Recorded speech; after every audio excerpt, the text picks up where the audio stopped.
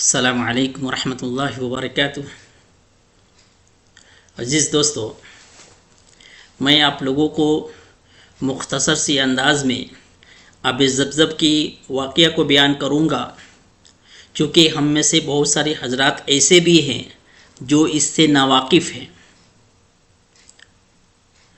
تو میں آپ لوگ کو یہ بتانا چاہوں گا کہ حضرت ابراہیم علیہ السلام کے 60 سالوں کے دعاؤں کے بعد اللہ رب العزت نے حضرت اسماعیل عطا فرمایا۔ اس کے چند دنوں کے بعد اللہ رب العزت کی طرف سے حکم آنے لگا کہ حضرت اسماعیل اور حجرہ کو دا کر کہیں چھوڑ دے۔ حضرت ابراہیم علیہ السلام پریشان ہوئے کہ کہاں لے جا کر چھوڑے۔ اشارہ ہوا حضرت جبرائیل علیہ السلام تشریف لائیں گے، اور حضرت جبرائیل علیہ السلام جو ہے پہلی مرتبہ انسان کی شکل میں اس زمین پر تشریف لائے، اور حضرت ابراہیم اور اسماعیل علیہ السلام اور حضرت کو لے کر نکل پڑے۔ 7 دن چلے ہوں گے یا مہینہ 15 دن چلے ہوں گے، ایسے چٹکل میدان مکہ میں پہنچے جس کے چاروں طرف پہاڑی ہی پہاڑ ہے، کہیں صفا ہے تو مروہ ہے، کہیں جبل عمر ہے۔ ایسے بڑے بڑے پہاڑوں کے درمیان پہنچے، ایسے بیاباں میں پہنچے۔ پھر حضرت جبرائیل علیہ السلام نے کہا یہاں چھوڑ دے، اور حضرت ابراہیم علیہ السلام وہاں چھوڑ دیے۔ چھوڑ کر جب واپس جانے لگے تو حضرت حجرہ پوچھ رہی ہے آپ کہاں چھوڑ کے جا رہے ہیں؟ اس چٹیل میدان میں، اس پہاڑوں کے اندر۔ پھر حضرت جبرائیل کا جو ہے اشارہ ہوا خاموش، کیونکہ اللہ رب العزت اس اسماعیل کے جو خاندان سے، اس اسماعیل کے ذریعے جو ہے نبی بنانا چاہتا ہے، نبی بنانا چاہتا ہے۔ اس لیے ابراہیم علیہ السلام واپس ہو گئے۔ 3 میل چلے ہوں گے کہ حضرت حجرہ پوچھ رہی ہے کیا یہ آپ کا فیصلہ ہے یا اللہ رب العزت کا فیصلہ ہے؟ حضرت ابراہیم علیہ السلام نے سر ہلایا اور کہا یہ اللہ رب العزت کا فیصلہ ہے، یہ میرا فیصلہ نہیں ہے۔ پھر حضرت ابراہیم علیہ السلام وہاں سے چلے۔ جب اس پہاڑ سے نیچے اترے تو اللہ رب العزت سے دعائیں کی، اپنے ہاتھ کو اٹھایا اور دعائیں کی، ان کی سلامتی کی دعائیں کی۔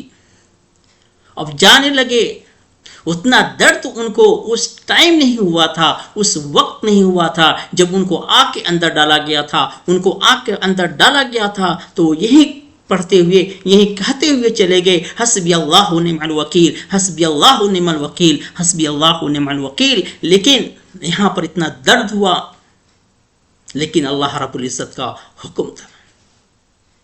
ادھر حضرت حجرہ رضی اللہ تعالی عنہ جب وہاں سے واپس ہوئیں، جب ابراہیم آنکھوں سے اوجھل ہوئے تو ان کے دل کے اوپر کیا گزرا ہوگا،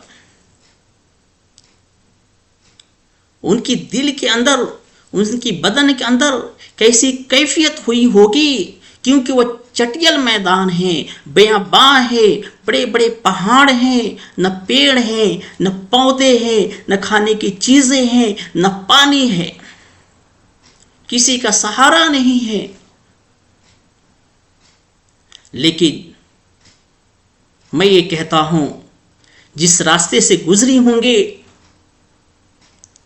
وہ راستے بھی روتے ہوں گے، جس پہاڑ پر چڑھی ہوں گی وہ پہاڑ بھی روتے ہوں گے، جس رات وہ گزاری ہوں گی اس رات جو ہے ستارے بھی اس کے اوپر روتے ہوں گے، آسمان بھی روتا ہوگا حضرت حجرہ کی قربانیوں پہ۔ جب ان کے پاس کھانے کے جو سامان تھے، پانی جو مشکیزہ میں تھا وہ ختم ہو گیا، اور ان کو پتا تھا کہ کہیں دور دور تک کوئی کچھ بھی نہیں ہے، لیکن ادھر بچے کا تڑپ تھا، ادھر ماں کا ممتا تھا۔ ماں دوڑنے لگی پانی کے جو ہے چکر میں، کبھی صفا جا رہی ہے، کبھی مروہ جا رہی ہے، کبھی مروہ سے صفا آ رہی ہے، پھر صفا سے مروہ جا رہی ہے۔ اس طریقے سے حضرت حجرہ نے 7 چکر لگایا۔ 7 چکر لگانے کے بعد وہ بے ہوش ہو گئی۔ اس کے بعد ان کی ہمت ہار گئی، لیکن آخری مرتبہ انہوں نے اپنے بیٹے حضرت اسماعیل علیہ السلام کو دیکھنا چاہا، کیونکہ وہ سوچ رہی ہیں کہ میں ادھر مر جاؤں گی تڑپ تڑپ کر، ادھر حضرت اسماعیل علیہ السلام جو ہے تڑپ تڑپ کے وہ بھی قربان ہو جائیں گے۔ لیکن وہ دیکھتی کیا ہے کہ حضرت اسماعیل علیہ السلام کے پاس ایک جوان حسین و جمیل کھڑا ہے۔ اس کے بعد حضرت حجرہ کو ایک بدن کے اندر ایک جوش ہوا، ایک الرجی ہوئی، پھر وہ دوڑتے ہوئے صفا کی طرف جاتی ہے، دیکھتی ہے کہ وہ غائب ہے، اور حضرت جبرائیل علیہ السلام انسانی شکل میں آ کے اب بچے کے پیروں کے جو ہے پاس میں پر مارا، اور وہاں سے زمزم نکل پڑا۔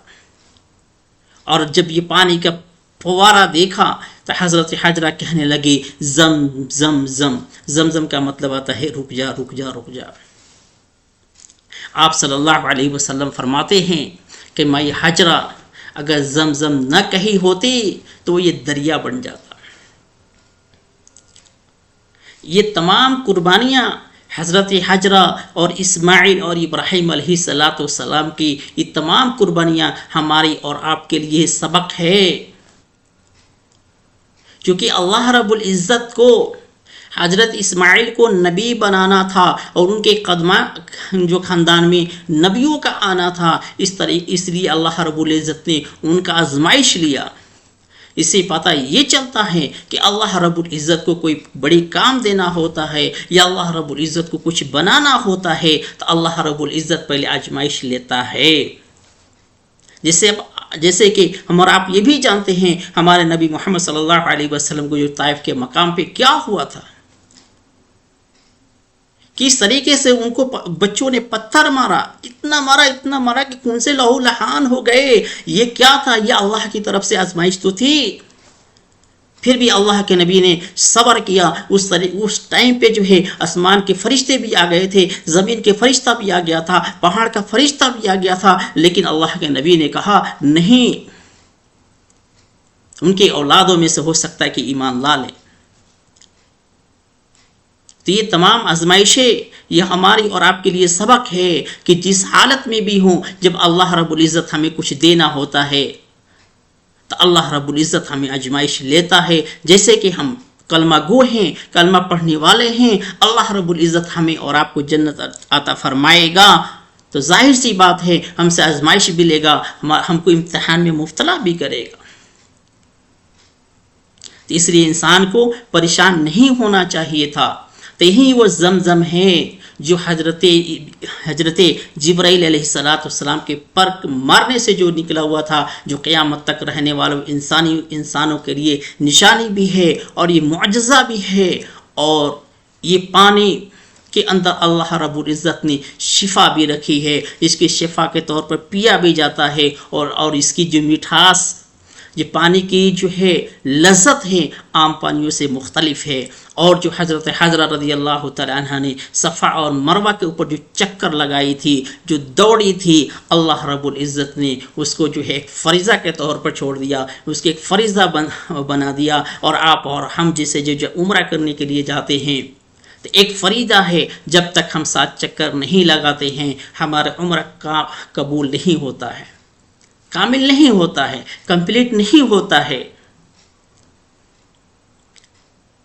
تو اللہ رب العزت سے دعا کرے کہ اللہ رب العزت ہم تمام لوگوں کو یہ پاکیزہ جگہ کو زیارت کرائے، عمرہ کرائے، حج کرائے، اور اللہ رب العزت ہم اور تمام سامعین کو تمام برائیوں سے دور رکھے، محفوظ رکھے، اور ہمیں صبر بھی کرنے کی توفیق عطا فرمائے۔